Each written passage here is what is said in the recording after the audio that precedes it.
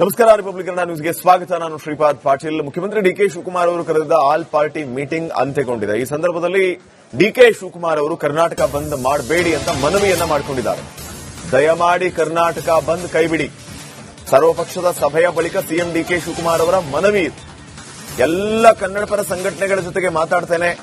ಬಂದ್ನಿಂದ ಯಾವುದೇ ರೀತಿಯ ಪ್ರಯೋಜನ ಆಗಲ್ಲ.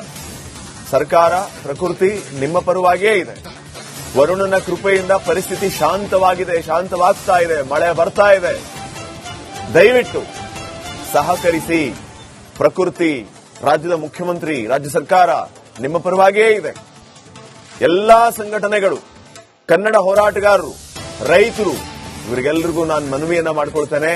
ದಯಮಾಡಿ ಬಂದ್ ಕೈ ಬಿಡಿ ಅಂತ ಸಿಎಂ ಡಿಕೆ ಶಿವಕುಮಾರ್ ಮನವಿಯನ್ನ ಮಾಡಿಕೊಂಡಿದ್ದಾರೆ.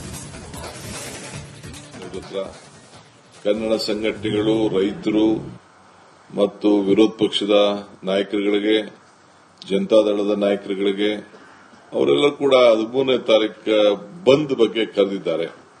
ಬಿಜೆಪಿಯವರೇನು ಅದಕ್ಕೇನು ನಿನ್ನೆ ಹೋಗಿ ಡ್ಯಾಮ್ ಮುತ್ತಿಗೆ ಹಾಕ್ಲಿಕ್ಕೆ ಪ್ರಯತ್ನ ಮಾಡಿದ್ರು. ಆಮೇಲೆ ಕೊನೆಗೆ ಅವರಿಗೆ ವಿಚಾರ ಅರ್ಥ ಆಯಿತು.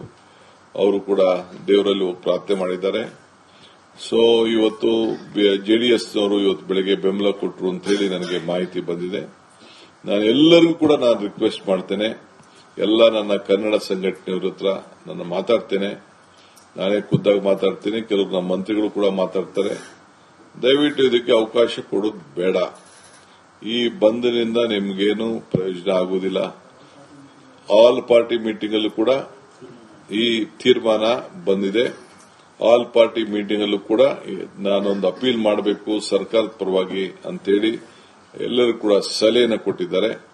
ಆ ಸಲಹೆ ಮೇರೆಗೆ ನಾನು ಎಲ್ಲರೂ ಕೂಡ ನಿಮಗೆ ಬಂದಿಂದ, ಯಾಕೆಂದ್ರೆ ನಾವು ಏನು ಪ್ರಯೋಜನ ಆಗುವುದಿಲ್ಲ. ಕನ್ನಡ ಸಂಘಟನೆಗಳು, ರೈತರು